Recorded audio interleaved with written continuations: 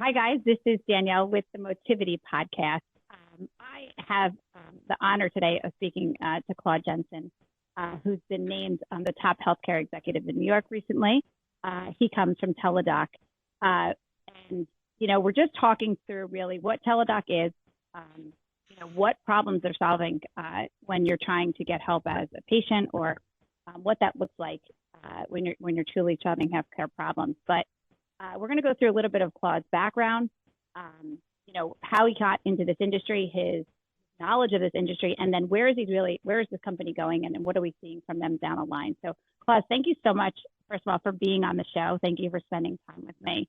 Claus, you have an extensive background, somewhat in healthcare, somewhat from the patient side, the provider side. One of my favorite companies, CVS, I have to say. You come also from there, but tell us a little bit just about some of the positions you held, a little bit about your background, and Sure. What you brought to Teladoc. Excuse me. Well, first of all, thanks for the invitation, Danielle. I'm looking forward to the conversation. So, I think sometimes I describe myself as a technologist turned storyteller. If you go back in time, right? I mean, I did my thing in college. I did computer science. I got a software engineering job, which is sort of what you would expect of someone who comes from that background. And I guess it turned into a go-to person, which sort of became, okay, if you have something to get done that was a little bit out of the ordinary, go ask And Claus. I love that. So my first foray into sort of executive roles was back when I worked in finance. I worked for the largest bank in Denmark, and I was called to the office of our then chief information officer, and he basically said, "Hey, I need a favor," which is kind of typical. So what favor do you need, Peter? I need you to be our new chief architect. I'm like, what's that? I don't know. That's the job. And I think it's been pretty much characteristic for much of my career. It was the whole, we're not quite sure, go figure it out kinds of jobs that I got. Spent, a fair number of years doing that, right? For then. And I love those jobs, by the way. I'm a doer, the fun. Same, right? Yeah, go solve this problem. You're like, oh, okay, Yep. Great. What do you have? What can you give me to start? But I do love that tenacity. So, born and raised in Denmark, as I mentioned. So how did I get to the U.S.? It was like, I've been doing this for a while. So what's the next problem that you're going to go solve? That ended up being, getting to a bigger pond, aka moving from Denmark to the U.S. I joined IBM, another fascinating role, right? Because what I spent most of 7 years doing was answering the very simple question. We just bought a boatload of technology. Now Okay. what? Right? What am I going to do with it? How is it actually going to generate value for me? And the funny thing, Danielle, is, look, they know why they bought it, but knowing why they bought it and operationalizing the value is two very, very different things. Oh my! Operationalize anything is it? Well, I want it. Well, what are you going to do with it? How is it going to work? How are you going to bring it into the fold? How are we going to talk about it? So it's been 7 years doing that. Work with a lot of different kinds of companies, retail, insurance, a fair number of healthcare organizations. Got snapped from that role into becoming the CTO for Aetna. That was one of the companies I had worked with, and I guess they saw something that they liked, right? So I was offered the CTO role for Aetna. Fascinating time. It was the year where we were going live with the Affordable Care Act, and we had to stand up the exchanges. So it was kind of hectic, right? To end up in an environment. And congratulations. That's a huge movement, right? I mean, that helped enormous amount of people, but what goes on behind the scenes, no one knows, right? We only see the output. And I remember even when that website was built, I remember like when the access was available, and I'm sure you played a pivotal role to that. So thank you for that. And I think it's a good example, by the way. So great point. It's a good example of the fact that when healthcare solutions are built well, you don't actually realize how hard it was to do. 1,000%. And I think that's the gold standard we should all aspire to. We should. Well, we hope they work well. Unfortunately, we do have a very big network and internet that we rely on. So we try, right? We have a lot of eyes, but I think we need more eyes in the world. But if you think about what ails healthcare, is actually in many ways that, and I'm speeding a little bit into later topic, but think about what ails healthcare. I think in a very material way, what ails healthcare is we have to spend far too much energy being consciously aware of all the moving parts, right? And trying to put Correct. trust together ourselves. There has to be a way of applying a multidisciplinary approach to creating a more whole person centered approach to healthcare that is a little bit easier to consume and feels like this is for me, as opposed to feeling like this was built for someone else and I'm just living inside the system. Well, let me ask you this. Who do you think should own that, though? So should it be an open source that you own your own information to do that? Or should it be owned by the healthcare institutions that you go to? Because I agree, but I also don't. The approach is to be a very different approach, right? And that would have impact down to the person because, I feel like sometimes we're forced to do certain things based on what our previous history has, and then you try something new. You're like, oh well, that didn't work for me. Well, now what do I do? All my data, my information is there, but I want my data. Yeah. So I think there's a lot of great question. There's a lot of conversation around ownership, and perhaps that's not actually the best question we could ask. A better question could be, how do you make sure there is the right custodianship of the data and the right access for the people that need it? Because this is not a single dimensional problem. And no matter if you give exclusive ownership rights to any single individual institution, you're actually creating barriers. The better question, I think, is how do you set up an ecosystem that are good custodians of the data? And how do you make sure people have access to integrated insight when they need it? And people here are, everyone. It certainly includes the health consumer / patient, but it also includes the providers. If you ask providers why they suffer from burnout, fatigue, etc., in many cases, they will tell you that we spend far too much time trying to figure out the systems and the data points around the patient and not enough time with the patient.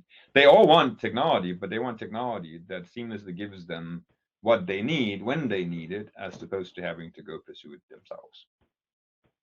And Claus, would you say that is to a point because there's just so many pieces to the pie that it's hard to integrate all the pieces? We rely on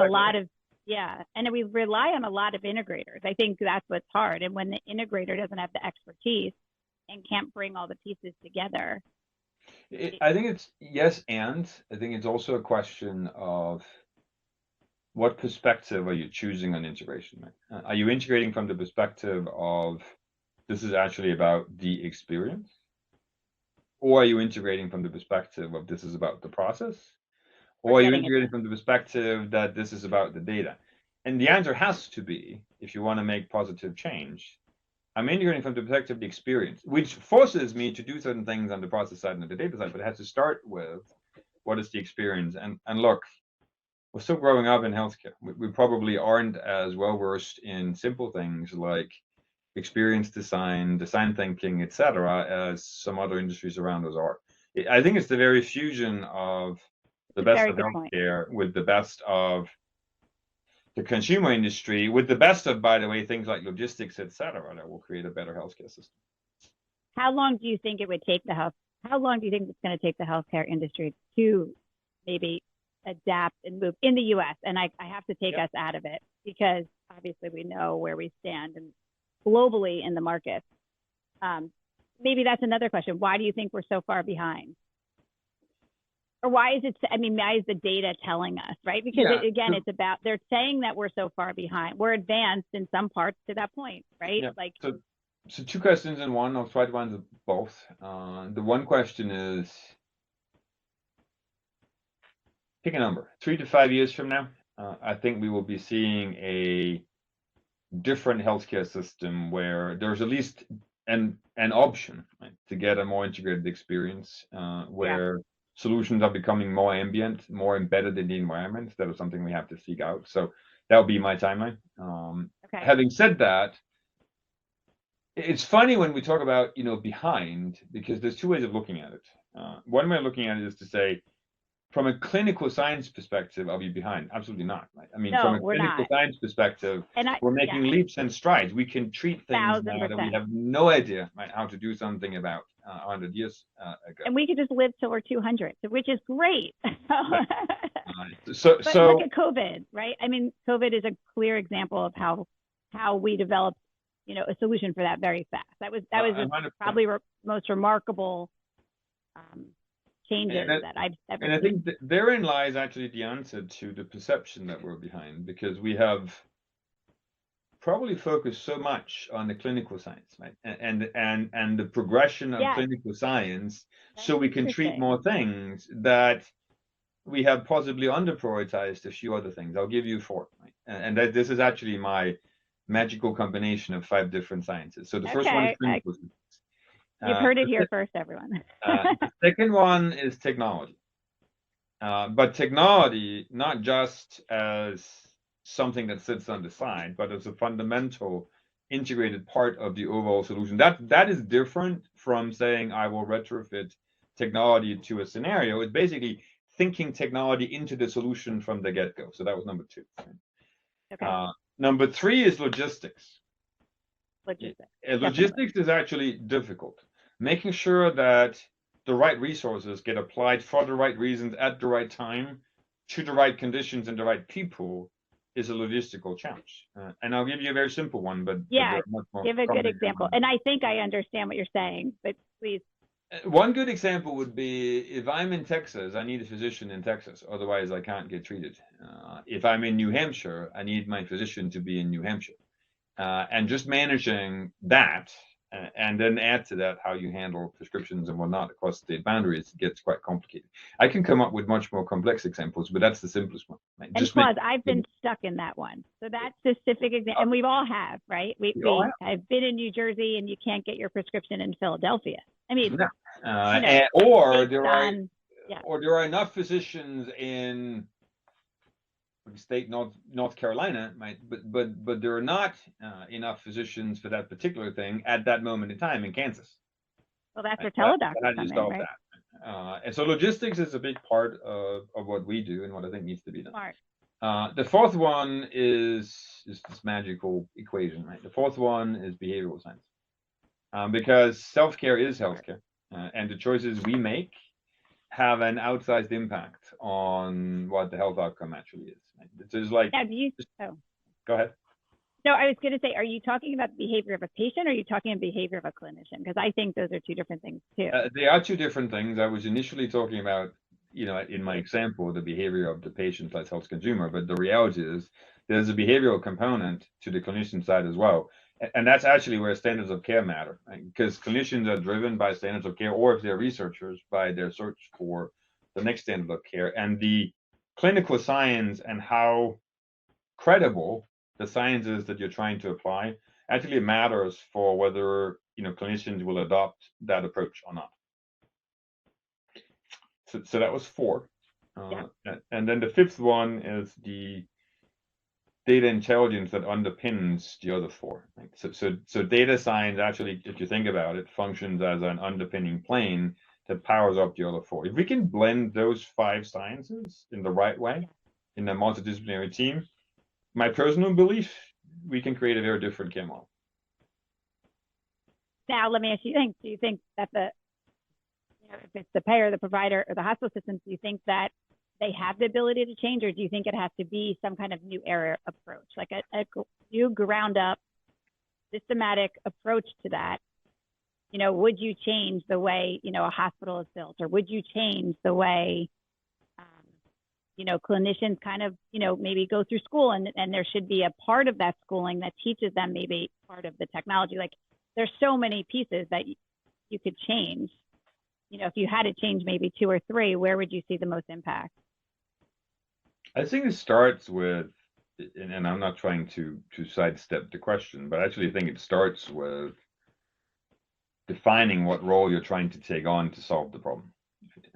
If you're trying to replace the healthcare system, and look, there are a lot of people talking about replacing, you're actually making the problem worse, because you're creating additional barriers, you're creating additional silos that aren't connected. If you choose a different role, yeah, 100%. I think they can get there.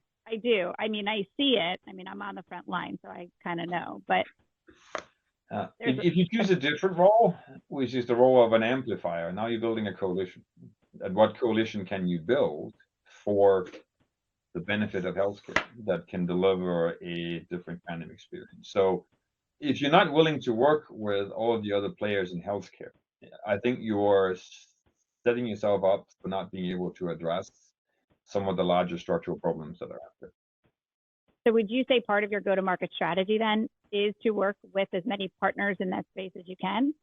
And I would go a step beyond like that. Been a, I would actually go a step beyond that and say that, the very ethos, the whole reason that we exist isn't to replace a payer or replace the role of an employer, let alone replace the role of a hospital. It's actually to put ourselves in between and help make everyone's output better. Don't get me wrong, we are providing wraparound services that are clinical services, but we do it to the lens of participating in the longitudinal whole person journey of a health consumer, where we're allowed to, helping them actually put the pieces together. But it is a very deliberate business strategy and culture choice that says we exist to make the system better, not to try to replace it. Yeah, and I love that talk about the culture, because the culture, and I even think about this as myself, being in even technology, it doesn't come, that telehealth appointment doesn't actually pop up yet. It's not, it hasn't clicked that to say, hey, can you just do it this way? And I should be pushing that more, because then I would be more fluid. It's funny. I think I always have to go to the doctor, which that's not, and that's behavior, right? That is, I think, from just looking inside right now and thinking through it, it's a behavioral approach. And I don't always, I would love for an office to say, oh no, you can meet me here, here, or here. There's some interesting data points out there. Half of the American population doesn't have a primary care physician. So I'm one of them, I have to say, but that's because, and you're smiling at me, because I found another doctor that does multiple things for me. And she now has an easier app for me to communicate on. I can get my prescriptions. Now my flow is like, well, I don't need that other, and good or bad, you're probably going to tell me why I probably need a primary doctor, but we'll get there. But, she's my gynecologist, and my gynecologist has now become my primary doctor, because I said to myself, and she's a DO, she's not an MC, which I think also goes into the methodology of how she approaches me. But if I'm healthy, nothing's yet broken.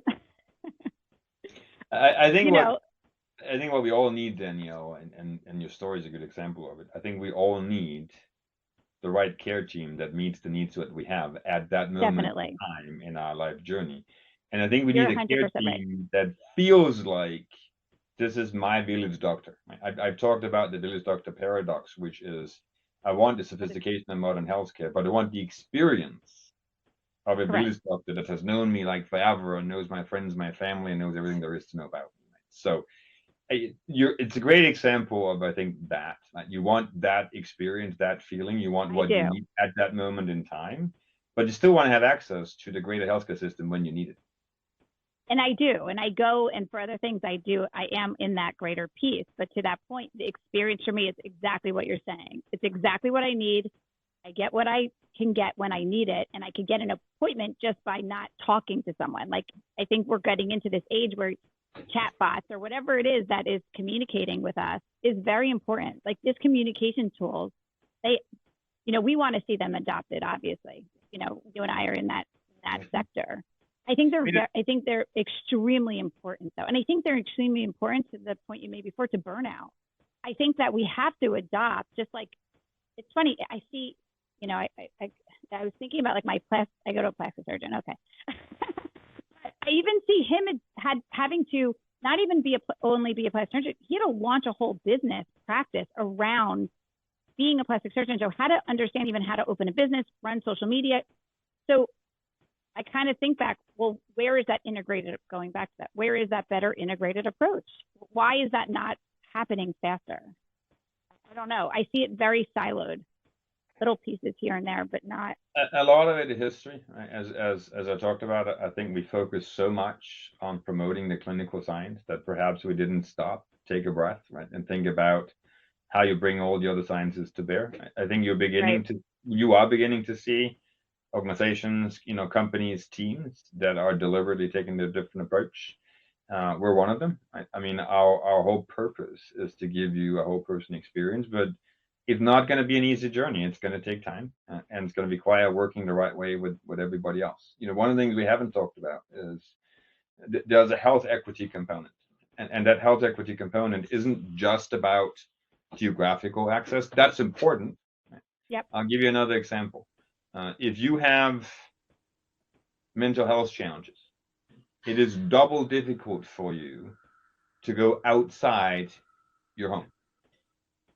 Okay. So think about that just for 10 seconds and reflect on the fact that you are in the group that needs the help the most, and you are in the group that have the hardest time getting out of the home. Yep. If it was Yep. possible to build a trusted relationship, and actually now it is, right, that doesn't start with I have to go out of my comfort zone, but meet people where they are. This is just one simple example of why this whole notion of meeting people where they are actually matters, not just for convenience, but for the very outcome that we're all looking for. It's funny. Someone was just talking about that exact example and how that mental health person inside their home, you can add even sensors to see if their refrigerator is open, or if they know how to do something based on the sensors. And I was blown away. And you don't think about the limitations, but now they're trying to see in instead of going out, right? We're trying to see into that patient and watch their behavior. But that takes a lot of opening, right? Again, technology, again, seeing, doing, watching someone. I mean, there's compliance and HIPAA. It goes in, but you're right. We have to look at it differently. And we have to come to, I guess, develop solutions that work within that environment. Not every solution is the same, and not every health person needs the same, like you said, stuff at that time in their life. So, I mean, we need solutions that work at home. Right? We need solutions that also work in the provider's office. And by the way, then there's the in between. Right? Increasingly, we're on the go. Right. So here's another example. So imagine a early 20s. This is actually, by the way, a real story. Right? So you have an early 20s female that is driving down the highway somewhere in the United States of America, all alone in the car except for two small kids in the back. Newly diagnosed diabetic, not feeling well. What do? I mean, there's not a doctor miles around you. There's no other cars. This is a pretty deserted part of the country. What actually happened, is she carried with her a blood glucose meter. It happened to be one of ours. And so she pulls it out, measures her blood sugar. It is low. It's not a good thing. That could be dangerous. Behind the scenes, that data point gets sent to our backend systems because that glucose meter is cellularly enabled. And we have a coach that calls her within 5 minutes. And the story ends well because she gets help in terms of finding a gas station and getting something that has a little bit of sugar in it. So this is a happy story, but it's a happy story that happened because we actually had solutions that were meaningfully connected. That's the key. Meaningfully connected as she were on the move and just going about her life, right? So I think we have to crack the code on what ambient means, not just at home, not just in the provider's office, but also as we just go about our life. And that's actually a harder problem, even than solving. It is harder. Because how connected could we, or how connected should we be, let's say? Yes. Or to that point, Claus, like, that girl, how does she detect that prior to? Like how is, if you don't feel well, right, you get certain tests done, you got to wait for the doctor to call. Like, it's all these processes that go into this. Very I true. kind of, wish I was just chipped at this point, stand me up and call it a day. I think it's going to be a while. I mean, at some point in time, maybe that's going to be a one. But how do you pull up? Like, what is, I guess that's a good question. What is the most important data points that you should be pulling and watching and using? I think there are different categories. There's obviously the stuff that you would get from advanced diagnostics, but in many cases, the most important data points, and I'll quote, a physician that I met not too long ago that I respect immensely. He basically said, "We've forgotten how much we can learn from just simple biometrics and just asking people how they feel." Look, he totally gets that you can't do a complex diagnostic based on that, but you can learn a lot just by understanding simple biometrics and how people feel in that moment in time. Because the best judge of what's going on inside you, in many cases, not in all cases, but in many cases, Yourself. we're the best judges as to whether something is okay or not so much. There are diseases out there where you won't feel it. Cancer is unfortunately one of them. But for many diseases, you know that something is wrong. Let me ask this. Let me ask this. I think about this. Why do you feel like maybe even doctors' offices haven't adapted as rapidly though to this digital transformation happening? Like what? And I get frustrated, and this is just me going on and this is totally of opinion. But if I go to a doctor's office and I see them still running paper around, I wonder to myself, well, if they're running paper, what's going on? And I'm being serious, but like, what's going on in the back office? And are they really looking at all my data because they're still running paper around? So meaning, well, where is their focus? Is their focus, looking at better solutions and having cameras on me and making sure I'm okay 100% of the time? I wonder why they're not maybe adopting faster or changing faster, because the tools are out there, right? Yeah. I mean, Well, many of them are. most of them are. I don't think there's a singular answer. I think part of it is that people focus on what's important to them, right? And what's important for a clinician is being with the patient, and whatever works in that context, right, is what people will do. And another way of looking at it is there's a lot of infrastructure that hasn't historically existed, right, in terms of putting stuff in providers' offices. As the provider practices get larger, you do see more and more technology tools. But if you have your stereotypical village doctor, which in the modern world would be the praxis around the corner, right? If they're not part of a larger system, the effort in trying to implement some of these technology solutions is probably too big. And I don't think we've gotten to the point yet where it is seamlessly adoptable on your own. You kind of need that coalition of forces to make sure you get to the right place. So I don't think it's a unidimensional problem, and I don't actually think it's any ill will. It's just No, I don't think it's ill will either, but it definitely makes, I think maybe if you saw that same, situation, would you question that doctor's office? Like I kind of question it at this point.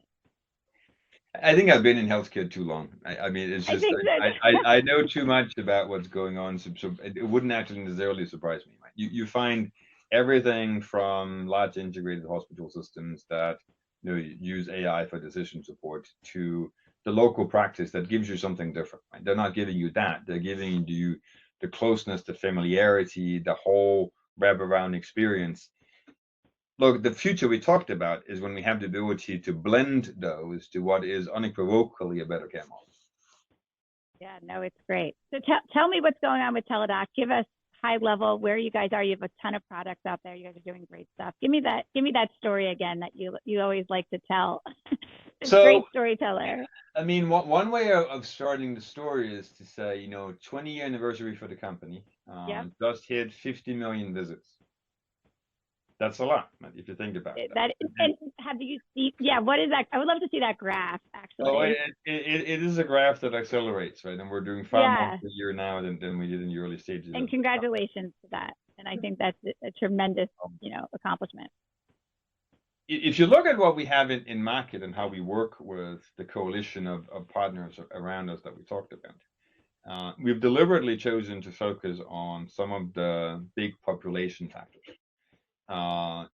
GenMed is where virtual care started. I need a doctor now, I can call in. We still do a lot of that. But if you think about it, it's not actually sufficient to cover sort of the foundation of care. There's also mental health, very important, right? Yes. And that's different from just calling in. You actually need to have a relationship with someone, right? So we have a whole practice around mental health that lets you have a relationship with the therapist over time, and we make sure you see the same person. So it's an example of what we talked about. We do chronic conditions.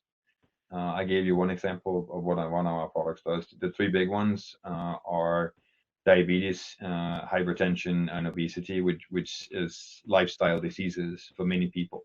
Uh, the thing about those three is it has to be a partnership between you and your care team. It's not something you can treat. These are choices you make from a how do you want to live your life perspective, and there isn't a right or wrong answer. Everybody makes their own choices, right? So you have to be very sensitive to the behavioral aspect of what it means to deal with that, and help people make the choices that are right for them. And finally, what our new sort of member of the family is actually primary care. So we have a primary care offering in market with growing adoption, where you can choose to have a primary care physician relationship that we will provide to you. It's an actual primary care physician, but you don't have to go to an office, and we will help you get some of the labs locally and pull in the data. Well, that's very interesting for someone like me who doesn't have one. So you would house my data, correct? Like, yes, we will host your medical record. We'll make sure that anything that's done on our platform, all the pieces that you put together. So let's say that you were using, wow, and this is actually quite unique. If you were using Teladoc services and clinicians for all of primary care, gen med, mental health and chronic conditions, you would, at least in the very soon, you would only have one front door. Right? You would as a patient, as member, you would have one app, you would have one website, you would go to one place, you would interact with what's effectively your care team.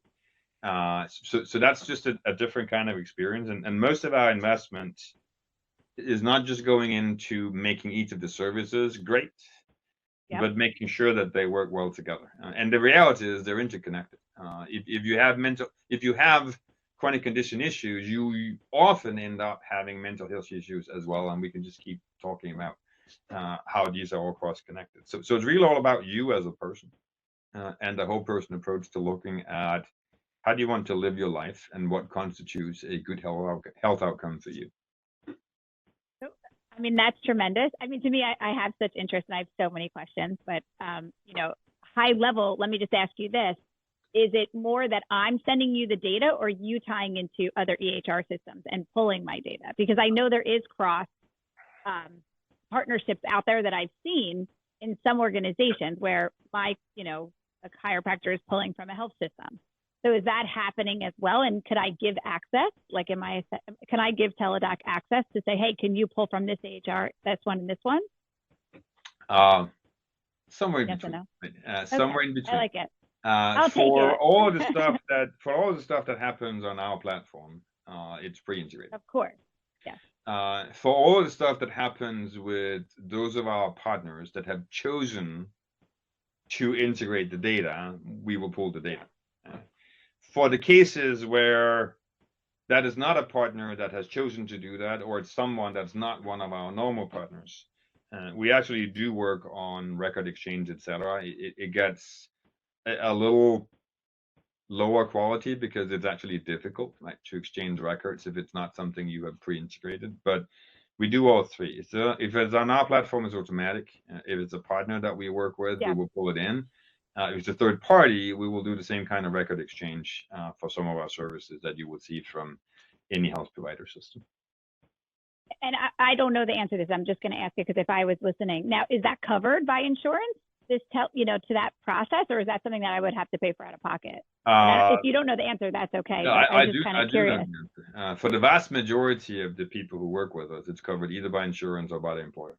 And so we actually have, partnership agreements with some of the large insurance companies and with many of the large employers. If you have a benefit that's covered by insurance company or by your employer, it's covered in the way you would normally expect from the U.S. healthcare system. Amazing. That's amazing. It is one of the reasons that we choose very deliberately to work with the other parties of the system. Look, I don't think the right answer is that to get these kinds of services, you have to go somewhere else and pay out of pocket for everything. That would not be the right answer. The right answer is to make it Yeah, an integral part of the healthcare system that way it works. I wholeheartedly agree. I've just seen a couple different approaches to it, and so that's why I asked the question. Obviously, because I work with hospital systems, I'm seeing their approach to it too. I So mean, we do have a direct consumer option. If you don't like anyone to know about, whatever services you got, or yeah, for maybe you some want to be reason don't private. want to use your insurance, I mean, you can. But we work with most of the large insurance companies. Depending on what plan you have, it's a different set of things that are covered. Obviously, the more And people choose to use it, the more obvious it becomes it has to be part of your insurance. I love that approach because then you're taking ownership into what you want to share and then giving data and housing the data. And I think that goes to that point. Like it's all about those data points. And if someone had a bigger picture and and I don't need to see that person, I just need I kind of think that a generalist to me is someone who can just help me navigate, right? I don't necessarily need one-on-one to, help me solve if my knee hurts. Just tell me what to do or where to go. It's a very The whole interesting. the whole Yeah. trusted advice part to the point you just made. I mean, Yeah. look, trusted advice is probably the single most important currency in healthcare, right? Because I we think can give that's in you all all kinds of of our advice. business. It's true, right? But healthcare is very personal. We can Yeah. give you all kinds of advice. If it doesn't resonate with you as something you should trust, it doesn't actually Yeah. matter. Right? You're not going to take action on it. It's amazing. Claus, we have a few minutes left. I just wanted to see if there was anything else you want to, talk about, about Teladoc, what you guys are doing in the space, the team that you lead, or anything like that. First of all, I've loved this conversation. I could probably talk about this much further. And, I'm so interested in, maybe even your view of where you think healthcare is going to go in the next 1 to 2 years. What are you seeing out there in the marketplace? We covered a lot. Only two final thoughts. Right? Okay. One is I do believe that ambient solutions are the future of healthcare, and by ambient I mean stuff that just exists around you. Right? It's embedded in the environment. There are other industries that have gone down the route of ambient. That is the path that we're going to follow. It will take time. The second one is it's all about people. And we talked about it, but we talked mostly about the providers. We talked about the health consumers. We talked about the big players like the employers, the health insurance companies, and the provider institutions. But let's not forget that there are thousands of people, my team included, out there that are actually working very hard to make healthcare better. And usually, when we think about making healthcare better, we remember all the great things done on clinical science. I'd like to think that as we grow into this future whole person care vision for healthcare, that we celebrate and honor all the people, right? Be they people that are good at logistics, good at behavioral science, good at clinical science, good at technology science, and good at data science, as basically our collective heroes that are building a better system. I think healthcare is growing up and growing into a much more multidisciplinary environment than it used to be. And I'll just leave with that last thought. That's a great thought, and you're 100% right. It's a big ecosystem, and we've seen change. We say other industries change, and we're not the last to change. The healthcare industry is not the last. There's others behind us, thank God. But we'll get there. You're right. I think we have a lot. There's a big trajectory coming over the next 3 to 5 years as new hospitals go up and new offices are opening, and we're all pushing hard. I think from what you were saying, the logistics side, the data science, the AI, it's pushing, and we're pushing hard. So hopefully we'll see a bigger ecosystem helping us, and we'll get faster care, right? At the end of the day, we want faster, easier care, and we want it in many different fashions, but it's hard to solve everybody's needs. It is hard.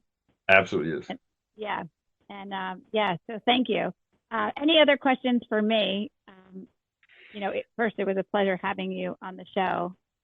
And I love talking about this topic. I learned so much about healthcare and just different people's perspective. And there's so much perspective. I think when we first got on today, you asked me why I started this podcast. And I think I don't talk about it often, which is so funny.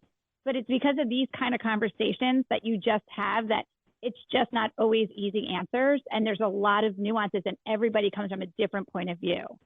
So if you take a step back and say, oh, okay, that's your side, but this is my side, and we need to get this done because of this and this. Sometimes we only talk about one side, and that's why I love having these conversations, because I think we're talking about, the future, really, what's happening in healthcare and what people should be aware of. And honestly, what's out there today, what you can take advantage of, because there is all these data points. So you have access to them. You really do. And you could make maybe your life easier if you, kind of just maybe did a little quick Google search about maybe how you could get different types of care and a how and when. So Claus, thank you so much for being on the show. This is Danielle with the Motivity Podcast, and please check out Teladoc.